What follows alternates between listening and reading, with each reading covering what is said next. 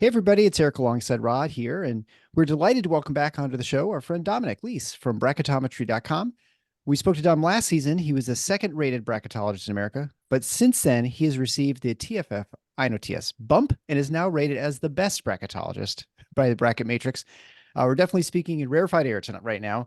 Dom, thanks so much for coming on the Final Four. It's not in the schedule. Absolutely. Appreciate it. Thank you for having me on. I enjoyed it last year. Happy to be back. Well, we'll take a little bit of credit for you getting bumped up to number one. It had nothing to do with your predictions, right? Of So, course, yeah. No, being on here is good luck. Don't let any other bracketologists on it. how many you got? What 67 of 68 in the field last year? Is that correct?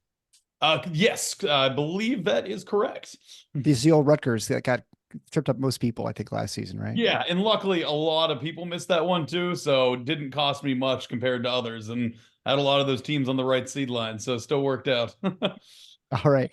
Well, before we begin, if you'd like to check out Dom's work, head on over to bracketometry.com to see his latest NCAA field.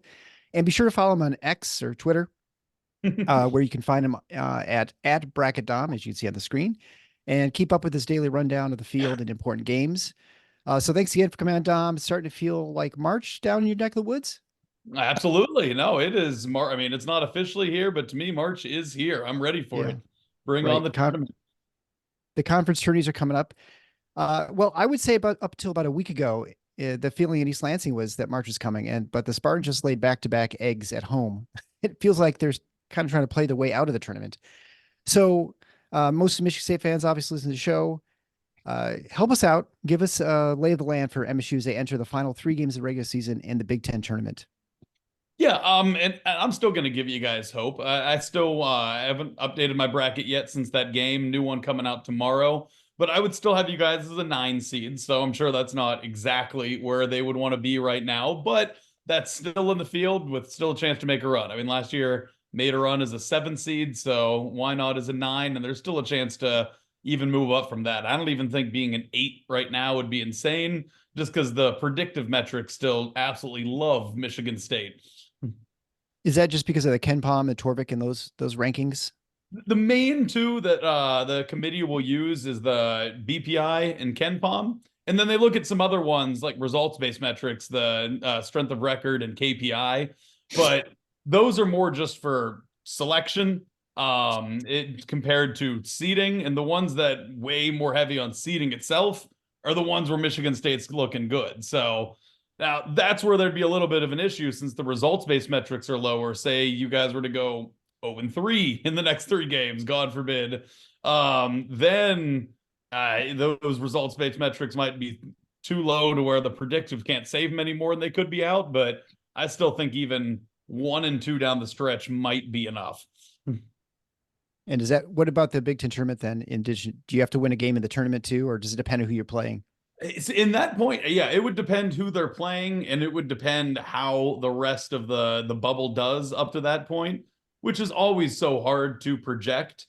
But I would say, just at least going into the conference tournaments, if you went 1 and 2 down the stretch, I still think I would have them in. But at that point, probably would want to win a tournament game just to be safe in case of what the rest of the bubble does. But I'm looking at the rest of your games at Indiana, home Northwestern, and then obviously at Purdue. If Yeah. you win the two, you should win, and lose at Purdue, probably could even get bounced in the first round of the tournament and still make it in. Well, it makes me feel a little better. Now, I mean, maybe you go 2-1 down the stretch. Some other bubble teams do really well. You lose that first tournament game. Maybe we're talking Dayton, but I can't see you guys being out completely. Just out of curiosity, do you Yeah. see if Michigan State were to go 2-1, and I'm in the bargaining stage right now, but if they were to go 2-1, so take the expected loss at Purdue, win the last 2 games, and then win at least one Big Ten tournament game, understanding that we don't know who that would be against, what kind of ceiling do you put on Michigan State in terms of a seed realistically? Is there any shot in your mind without a Purdue victory that they can get to be better than an 8 seed, or is that kind of the ceiling as you see it? I could absolutely see a 7. I'm looking at some of the teams that I Okay. see on my 7 line right now. and their resumes that I don't absolutely love either. So you Yeah. could certainly sneak into that last seven. I think what would help is not just going 2-1 and winning a Big Ten tournament game, but the games you do win, doing it convincingly. Because the one Yeah, thing that sure. is still helping the resume is those predictive metrics, like I said, and those are so heavily based on margin of victory. And that's what's helped Michigan State a lot. You guys, in the games Absolutely. you've won, you've taken care of the teams in the games you've won, and then lost a few close heartbreakers to like Ohio State the other day. Sorry to bring it up again. So Yeah. yeah, I mean, if you go 2-1, but you get rolled at Purdue and maybe you eke out one of those two games you should win, I'm still probably thinking maybe up to an 8 at best. But if you go 2-1 and you just wipe the floor with Northwestern and Indiana, and even if Purdue isn't even that close, I still think a 7 is certainly possible. Just given that some of the teams I have ahead of them have some tougher schedules and some trap games down the stretch that they could certainly lose, which would help Michigan State jump above them. Right. What, and then Okay. before you go Yeah, on go to ahead. Michigan State, what is a win at Purdue if somehow by miracle that happens? What does that do for Michigan State? Now, I think that would do a ton for them because right now, really, they're just holding on to that Baylor win, which is really elevating the resume as their one Q1A win. I mean, obviously, the Mhm. win at home against Illinois is nice. That one, not as impressive in the committee's eyes just because it's home, but it's still a Right. very big one for them. But if you were to add, again, the way they kind of split up the quadrant one into Q1A into Q1B, if you were to get another Q1A victory on there, and probably the best one you could get on the road at the number one overall seed, I mean, that would be even miles better than the Baylor win. Yeah, that ceiling is suddenly a 6 is not out of reach in the slightest. Because especially, I imagine if you win at Purdue, you're gonna beat the other two teams. So Well, we don't know. We don't don't know. Maybe not. Maybe don't not. But don't be so sure. You haven't You that have watched to one, much Michigan understand State, that have you? the pessimism here, of course, is not even just this season, but it's that look, I go back to 1977 with this stuff, and I can remember Irvin Johnson getting beaten in Mackey Arena on a last second jumper. So if he gets beat, what do you think the rest of Michigan State teams over the years have done? It's been a fair tough, enough. it's been a tough building, even in years where Purdue isn't great. But that's good to know that if Michigan State is somehow able to pull that off and then take care of business in the other games, you would see maybe even a 6 as a realistic possibility. So that gives us a sense of where the ceiling is, I think. Absolutely. Yeah. Especially because just the fact that as many losses as they have piled up, what does help is they don't have any bad losses. I Right. mean, some of them might feel bad, like losing at For Uh-huh. home sure. to Iowa, losing at home to Ohio State, but those are still just quadrant two losses Yep. when it's all said and done. Maybe you have more of those than you would like, which is keeping you down right now, but none of those glaring bad losses in the bottom two quadrants, like some of those other teams in that range has. So when you're Right. them down the line, if they were to win at Purdue, like, hey, they have two really good victories, no bad losses, and the metrics love them. I'd be hard pressed to keep them down unless all those teams ahead of them keep winning as well.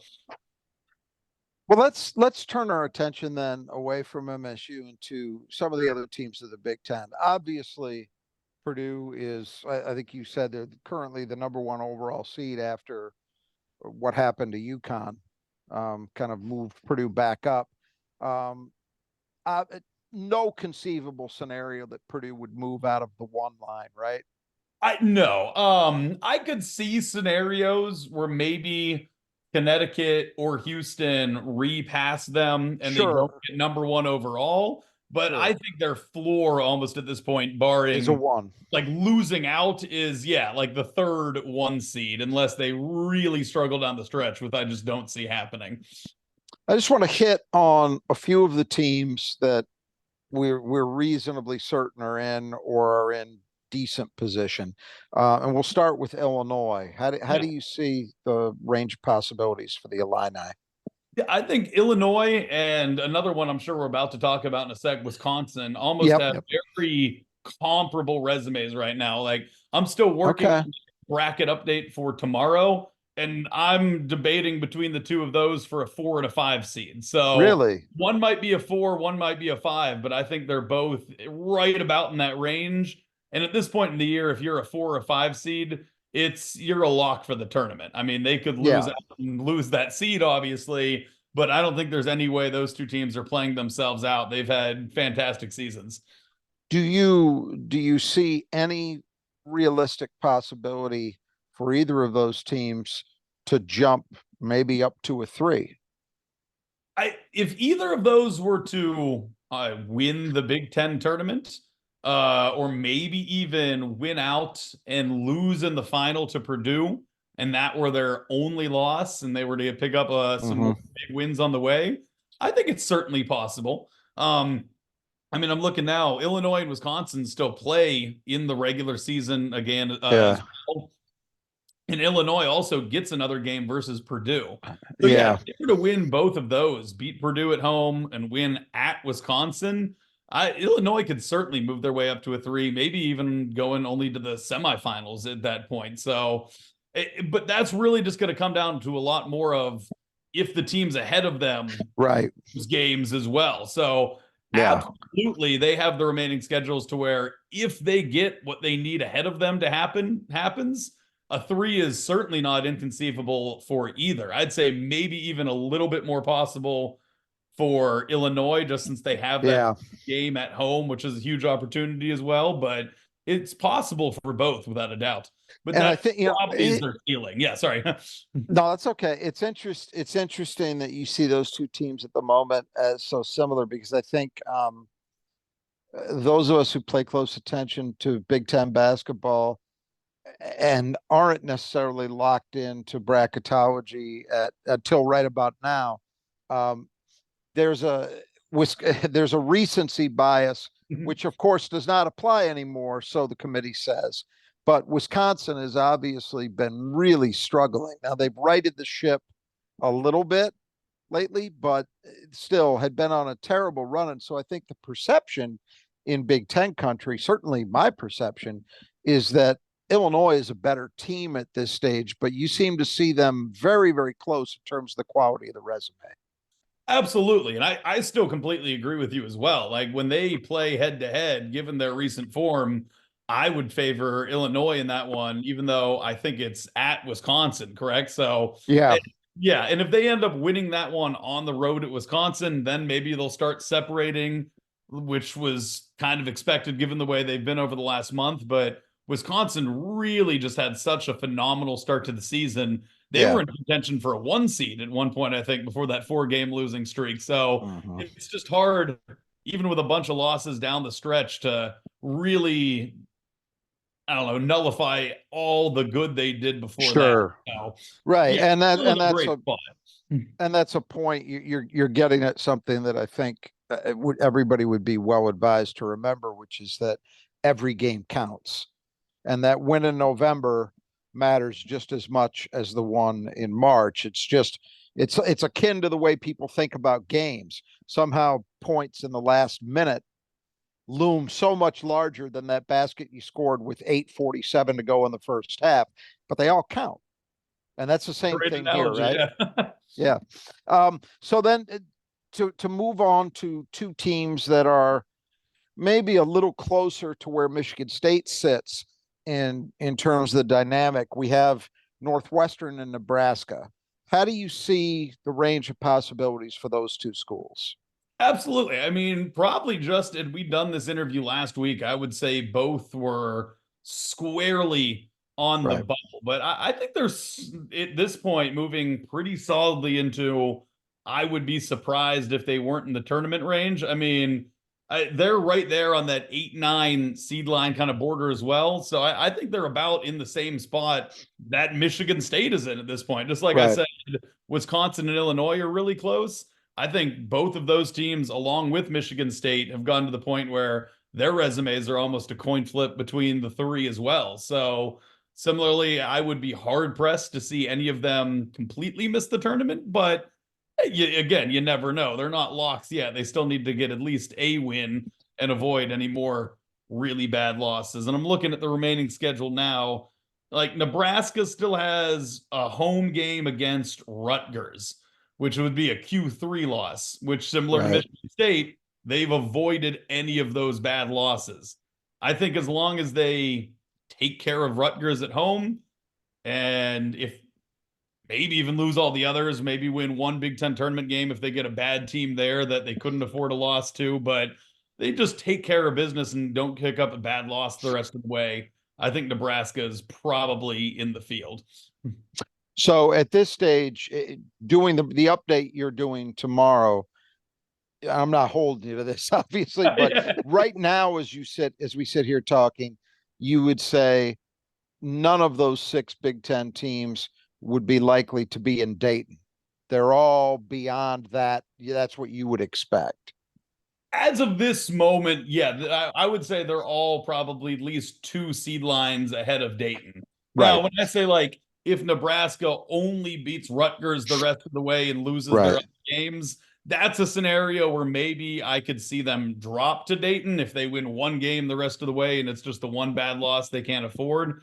But even that, and I think they're probably still dancing, especially just because right now, which actually makes it pretty convenient for me as a bracketologist. I feel like there's a pretty distinctive cut line from my last team in the field to my first team out of the field. So they can certainly Okay. slip into Dayton, but I think there's definitely a lot of wiggle room to stay in the field right now. Gotcha. And Northwestern's maybe the only other one I would be worrying about a little bit more. Just because they're the one that does have that really bad Chicago loss. State. Yeah. Chicago Yeah. State, yep, Q4 Yeah. at home. And I think they've done enough to almost make that forgivable at this point. It's still hurting their seed, but they're the ones that if they picked up another bad loss, then that'd probably be a little less forgivable, especially since they're dealing with injury now too. And Yeah. now it's like, all right, they have a bad loss now and they're not the same team. And they had a bad loss before. So I'm looking, their one remaining bad loss is at home against Minnesota. I think that's very important for them to get. I would Yeah. worry about Northwestern if they lost at home to Minnesota, but as long as they win that one, I think they're in the same exact territory as Nebraska and Michigan State. I just think the bad loss could potentially harm them even more than it would either of the other two. So, Yeah, that's an interesting game though, because I can tell you I think the sense in our part of the country is that Minnesota may rate as a bad loss in terms of what the metrics say, but that's a dangerous game for Northwestern. So that's one we'll pay some attention to. Minnesota's actually been playing pretty good basketball since the start of the year, since the start of the calendar year. Eric, you wanna go Yeah. with So the I guess next one? then, just moving a yeah, little further. So teams in the Big Ten that may have a pulse, the ones, Iowa, Minnesota, I guess Penn State, Ohio State, I mean, are any of those teams, Maryland, are any of those teams really, or do they have to do something amazing and like make the finals of the Big Ten tournament? I think all of them probably at a minimum have to win out in the regular season. Mhm. The one I was just looking at that does seem kind of interesting that really wasn't even my radar, and I don't want to bring them up again. I'm sure you want to put it in the back burner. Is Ohio State? Just looking, I know they went on such a bad losing stretch in the middle of the season, but if they were to win out against 3 games that I think they could win. Beat Nebraska at home, beat Michigan home, win at Rutgers. And they Yeah. might be favored in all 3 of those and set themselves up to where if they made a Big Ten tournament run and were coming in hot off of several victories, including some quality ones, could maybe sneak their way back in. Now, I don't even think right now they'd be above some of those other teams that you mentioned in the pecking order, like in Iowa, for example. But I'm looking at what they have the rest of the way, and like I don't think Iowa wins at Northwestern or some of those other teams. I just don't see the path for them. Ohio State's that one that right now their resume is not even touching my next 4 out, but I feel like they have the potential with a new coach. They're playing hard under him, playing better. Maybe they could go on a little run and sneak back into contention, but that's more of a gut feeling than a current resume thing. Based on current resume, all of those teams that are out do need a seriously strong finish, which, yeah, includes winning out in the regular season and making a run probably to at least the Big Ten semifinals to make it in. Sure. Well, this is a good time to remind you that if your team is in the gutter, you need to make sure you get the Brothers Jadesi Gutters to take care of your gutter work. And then West Michigan, Kurt and his team will take care of you also in the east side of the state. Greg and his team in the Metro Detroit area. You get 10% off if you mention Final Four when you get your estimate. You can find all that information at the Final Fours on theschedule.com/support. And you get the links there to link up with those guys to get estimates, and they do great quality work, fantastic work. And all they do is gutters. And, I know you have a little more hail down there, but you get plenty of rain down in Texas as well. So you definitely need good gutter work there as well. So, the other question, I guess, we talked about this last year a little bit, and you mentioned it. I don't know if that was intentional. When you said the Big Ten championship game, we've generally felt that the championship game is so late in the schedule, like it. Yeah. Aside from someone who is a team that's totally out, that the only way they can make it into an automatic qualifier, which would be winning the Big Ten championship, is the result in that game ever important? I mean, is it like, do you think there's a team that's on the bubble, but, well, I guess if it's all they have to do is just make it to the game, because it doesn't matter whether they make or win that game. If you know what I'm saying? Yeah. Like let's say Iowa makes it to the championship game. Does it really matter if they win or not? Because the committee's already decided at that point if they're in or not.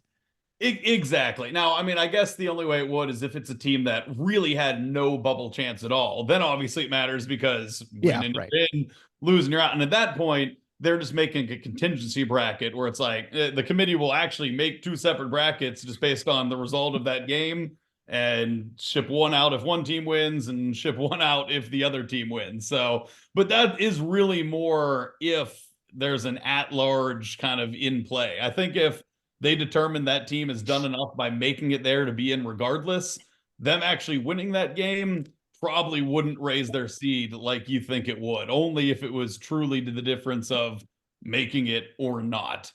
But yeah, really that game, if it's between two teams that are solidly in the field, it means absolutely nothing. The committee has decided where there's going to be, and it's not going to change a thing. Now, I still think the Big Ten tournament matters, though, especially the wins all the way up through Friday. But then just those games on Saturday and Sunday is just kind of where the committee's kind of already just started to set teams and might not have nearly as much impact. So that's why I'm saying maybe those teams need to make a run to the semis, because hopefully that's enough. Because if you're still not in the committee's eyes by the time you've made it to the semis, winning that semifinal game might not make the difference. I mean, a la Texas A&M, we saw a few years ago, they made it all the way to the final, but clearly the committee didn't think them making the semifinals was enough, and then didn't factor in that win in the semis, which I thought maybe could have put them in, but made the right call of not putting them in, because I expected the committee to do that. Is it your biggest nightmare that there's a team for an automatic qualifier in that final, the Big Ten tournament, that suddenly has to win, and then you have to redo your brackets for the last second, or are you making contingency brackets? I'm doing with it's still my worst nightmare, because I don't want to have to be doing double the work on that last day. But I certainly will have a contingency bracket ready, depending on it. So it's not like I'll be scrambling last second to change everything, but I don't want to be staying up even later that Saturday night before making two contingency brackets. So still a nightmare, but something I could handle if it did come down to it. We may have touched on this last year. I don't recall for sure, but the Big Ten is the last conference, I believe, of all of them, and certainly the last of the high major conferences in terms of when its championship game is played. Do you believe that timing has any impact on how that's viewed? In other words, I think if I remember correctly, the ACC plays its title game on Saturday, right? Yeah. Is that correct? Do you think that an ACC tournament winner gets treated any differently than a Big Ten tournament winner, because the committee has that extra day to consider it and factor it in? See, now this is an interesting one, because last year I would have said maybe still no, because in the past the committee had very much almost ignored all the Saturday and Sunday games. But one of the few things I did miss in my bracket last year, even though it was pretty good on the rest of it, was I still had Marquette as a 3 seed despite winning the Big East tournament on a Saturday. And I think they were clearly behind Baylor until they won that championship game. I still kept them at a 3, and the committee moved them up to a 2. So Yeah. I still don't think a Sunday game is going to matter, but at least the committee last year kind of bucked the trend a little bit by actually putting some importance in that Saturday game. Now, maybe I was just way off and they had Marquette ahead of them already anyway, but I really can't see how that would have been the case. So maybe Yeah.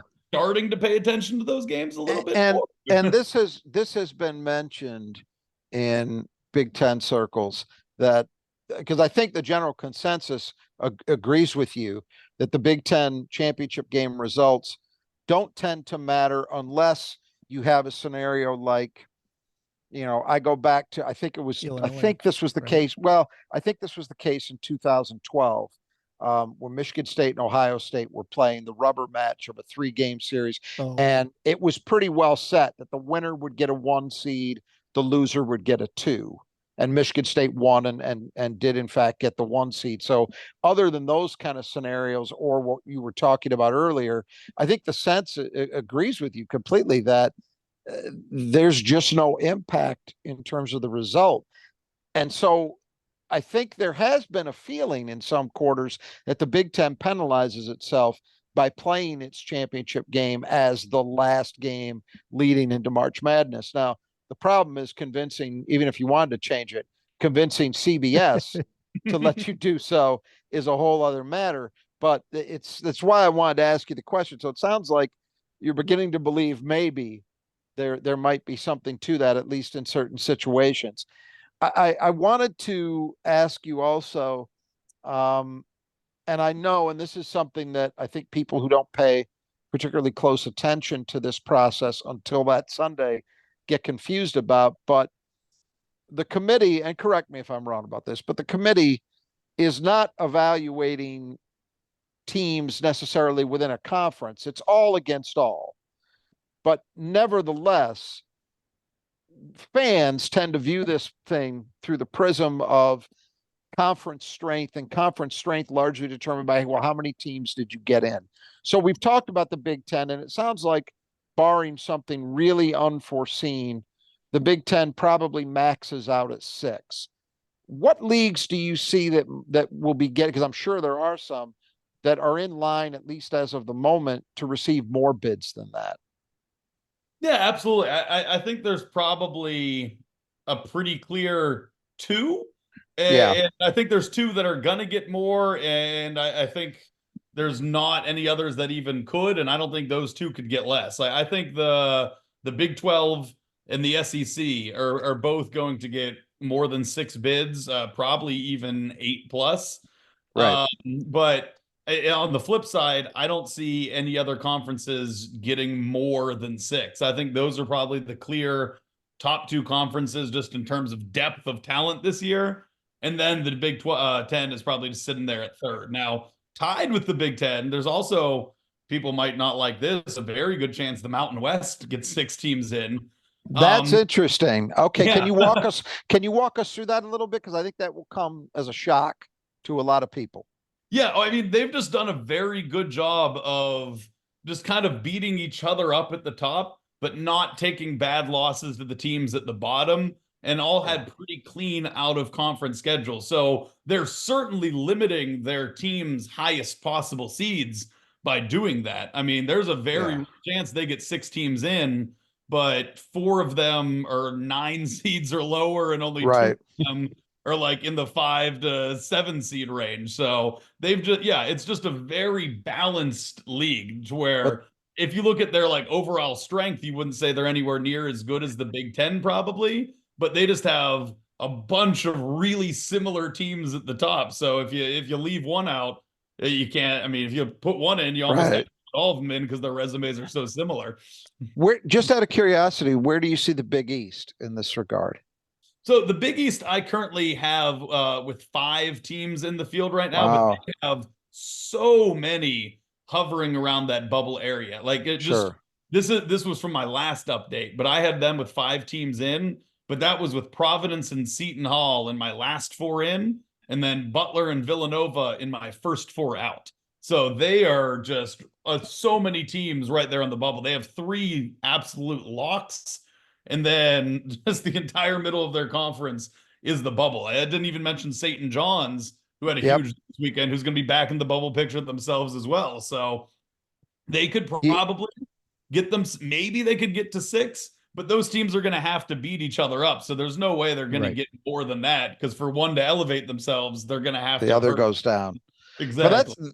But that's pretty remarkable, though, that you could be looking at the Mountain West as perhaps as high as tied for third in the number of bids and ahead of a league like the Big East, ACC. but maybe even, I was going to say, the ACC and the swan song of the Pac-12. Yeah. That's pretty remarkable. And that, but yeah, it's interesting because then on the flip side, like the three highest seeded ACC teams, Duke, North Carolina, and Clemson, could all be seeded higher than any Mountain West team. And the Right. Big East, absolutely, Creighton, Marquette, UConn, their highest three seeded teams will Yep. be seeded higher than any from the Mountain West. And it's really just because those three teams have just taken care of business with the rest of the league for the most part. Or on the flip side, there's not a three. If there were three Mountain West teams that kind of separated themselves, they might all have great seeds and no one else makes it. But they've just Right. all been so even. They're just, it's a bubble conference, but they're all just good enough to make it. On the right side of it. Yeah. Yeah. The Champagne Conference. I like it. We had a listener question, but before we get to that, I just want to remind you that check out the Nudge Printing for your Spartan apparel. They do great work, great apparel, screen printed material, hoodies, t-shirts, whatever you want, all kinds of schools, not just Michigan State, although they specialize in Michigan State, all kinds of vintage stuff. Let's say you went to Texas State. You can get Texas State gear at Nudge Printing at nudgeprinting.com, which may interest Dom here down in Texas. So there's Indiana and a bunch of other schools in the state of Michigan outside of the University of Michigan. You have to go somewhere else if you want that kind of stuff. So head on over to Nudge Printing, 20% off if you mention Final Four when you get your checkout. All right. So listener question, soliciting questions. Michael Bosnick asks, here's a misery loves company question. Is Gonzaga out of the tournament unless they win their conference tournament? I would, right now, I literally had them as the last team in, and it's going to be tight for them. What helps is just the fact that they're the last team in, but I currently have two bid thieves projected right now. Just because there's two teams leading their conferences that I think would only make it if they won their conference tournaments. So if that's what could very much decide it. If they don't win at St. Mary's and don't win the WCC tournament, they're going to be right there on that cut line. And it's just going to come down to what other bubble teams do, how many bid thieves are out there. But I will say they still have that opportunity at St. Mary's. If they win out in the regular season and win at St. Mary's, but then lose the rematch in the WCC championship game, I think they're in at that point. That would be a really quality win at St. Mary's. And even splitting with them, the loss to them isn't going to hurt. The win is going to do a lot of good, give them a second quality win to pair with that Kentucky one. So, yeah, I think that question really just stipulates on if they win at St. Mary's, I think they're fine regardless. If they lose that game to St. Mary's and then lose to them a second time, it's going to be really tight. Like I said, what the other bubble teams do, if there's bid thieves, who knows? They're going to be one of the first in or first out, I would think. So I have a couple of other mid-major conference questions that are of interest to us. One concerns the Missouri Valley, and quietly, one of Michigan State's better wins this year was their home court victory over Indiana State. I think Michigan State fans are. I'm not sure. Are they a Q2 now? I am almost certain that they are. Last I looked, they okay. To it. So unless they somehow went back up today, but they were 33rd last I looked. And still 33. So it can still go back up to Q1, but they are down to Q2 now. They were a Q1 for most of the season, and I think most Michigan State observers were really impressed by that team. They are currently leading the Missouri Valley in the regular season, but Drake, who my partner Eric's dad is, that's his alma mater. So there's a little bit of an interest for us on that level. And then generally our listenership, I think, around Indiana State, because we saw that team. And even in losing to MSU, I thought they were really impressive offensively in particular. Is there a scenario where you could see Drake or somebody else winning Arch Madness and Indiana State still manages to squeeze and is an at-large? See, had we done this a few weeks ago, I would have said there's a fantastic chance of it. I had them up Right. as high as a 9 seed, and then they lose at home to Illinois State, Yeah. which was That's just why we're asking, because I know yeah. that I know their resume's taken a little bit of a hit. I'm curious how you see it as they sit here right now. Their resume still isn't terrible. And the metrics still like them for the most part. They're kind of in that like high 40s range. Their win at Bradley is still a Q1 win, and they're 4-1 in Q2. So those are not bad quadrant records at all. I think their entire resume, you just take out that Illinois State win. There's a phenomenal, I mean, I would say if they had not lost Illinois State and they were to win out until Drake and the Missouri Valley Championship and lose, I would say they're almost 80% chance they're going to be in the field. Right. Yeah, that Q4 losses just really are killers to teams. And I feel like even more when you're a mid-major team that doesn't have as many quality opportunities Sure. to prove Right. that that was a fluke. It's almost just more like maybe that's more who they are. So I don't think it's impossible. I think, again, they have to win out and they have to lose to Drake, no one else, in the championship game, because that would be the only one that would be a Q1 loss. And then they just sit back and watch all the other bubble teams play and hope. So Okay. it's possible. I'd say it's less than 50%, but it's not out of the question yet. Maybe a 1 in 3 chance if they win out. Okay. All right, great. That gives us a good picture. Then the other team I wanted to ask about that has at least some level of a Michigan State connection. And I think I know the answer to this, but I'm guessing some of our listeners are curious. Drew Valentine, whose brother played at Michigan State. Drew was actually a grad assistant at Michigan State before he moved on to to Oakland first, and then Loyola of Chicago as an assistant. Now he's the head coach at Loyola. Loyola has had a tremendous bounce back season in their second year in the A10. And I don't believe they're leading, or maybe they're tied for the lead. They're right near the top of the conference. And so there's a legitimate shot that they could win the A10 tournament. I'm assuming, though, that their case is not nearly as strong as even Indiana State's, and they need to win the A10 tournament, whereas perhaps Dayton does not. Is that accurate? Yeah, Dayton certainly does not. I mean, I'm almost close to calling Dayton a lock for the field at this point. I mean, barring some really bad losses, losing all their games the rest of the way. But yeah, Loyola Chicago just really hasn't done enough to get themselves in that at-large territory yet. I mean, their best wins are at George Mason, at St. Joseph's, neutral Boston College. So Yeah. a small handful of Q2 wins, nothing against the projected field. And they have a Q4 loss as well against UIC. So as great Okay. as this bounce back season has been for them, it is certainly win the A10 tournament or bust. Or Now, bust. Yeah. if they do, they're going to get a pretty solid seed to where they could pull an upset. They'll be a 12 or a 13 seed. And that's always that range where you're getting kind of one of those middling high major teams that they could shock, but they're going to have to win the A10 tournament to get themselves there. While Dayton, on the other hand, just had a really good out of conference, has piled up some Q1 wins. They're going to be in no matter what. I have them as around a 6 seed right now, even. Oh, wow. Yeah, well, if you're having trouble seeing the field clearly, maybe you need to get your windows washed by the Squeegee Squad of Grand Rapids. You check them out. If you're in the Grand Rapids area, they'll clean your house. They can do window cleaning, obviously, for your house, for your business, for a high rise, whatever you need done. They'll take care of it. You get 15% off. You mentioned Rebound. You get your estimate. You can find those estimates and ways of getting that at the support page at the Final Fours on theschedule.com/support.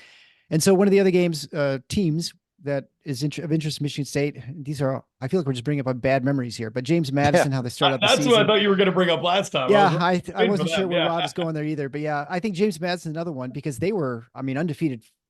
Were they the last undefeated team to lose? Or they were one of the last ones to finally sustain a loss. Yeah. So they're out of the Sun Belt, I think, right? So what is if they don't win their conference tournament, I mean, that's always a question. They lose in the championship game. They don't win the conference tournament. Can they get in? That's always the question, right? And they're one of the ones that I would say of the ones we talked about, maybe they're slightly behind Indiana State in the pecking order, but they're about in the same.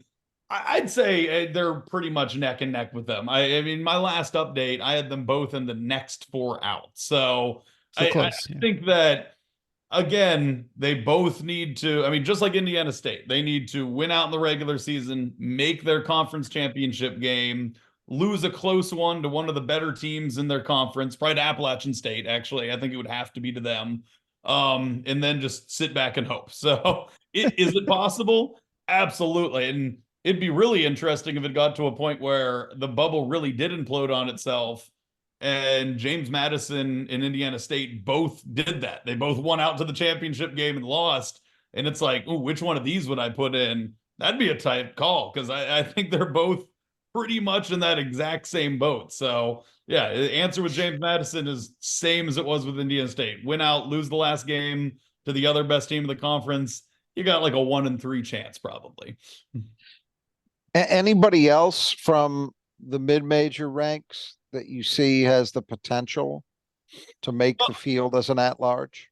Until they went on a 2-game losing streak after only losing 2 games all year this last week, I would have said Grand Canyon had a very good chance of making it themselves. But yeah, they were almost to that point where, all right, just win out your last few games of the regular season. You probably can afford a loss and still make it in.